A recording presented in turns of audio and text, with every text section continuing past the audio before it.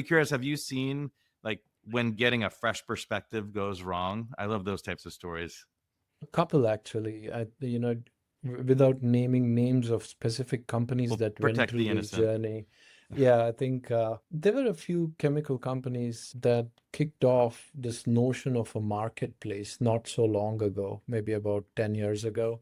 It failed miserably because, the idea was there is a lot of additional inventory that we have.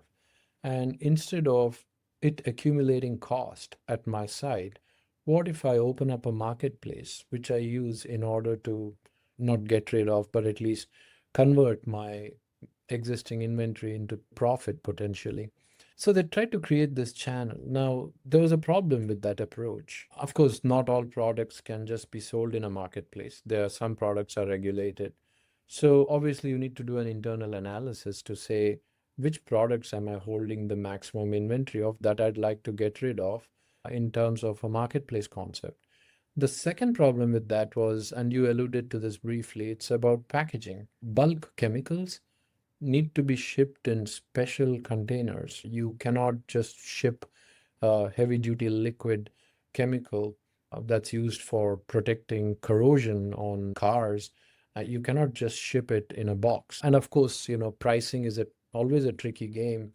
When you think of getting rid of excess inventory, spot pricing comes into play. And in some countries, it's not legal. And you got to be careful about how you price. You cannot change your prices, as per your wishes. I mean, there's certain limits that you have to adhere to just so that it doesn't come across as being anti-competitive. So you have to think through a lot while at the board level, hey, let's get rid of excess inventory. Let's create this marketplace and invite a lot of other chemical companies and play along. Sounds fantastic.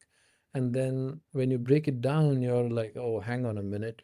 There are these 25 different problems within the chemical industry itself. And for us to come up with this and make this successful might be a significant amount of effort. And then, of course, socializing the concept and ensuring the end customers are willing to go to a website. Agreed, it's kind of, signed off and guaranteed by the large chemical companies, but still, you're so used to having a person on the other side doing your business the good old way because you're producing, you have that, sense of identity, association, and respect with your suppliers, the relationships.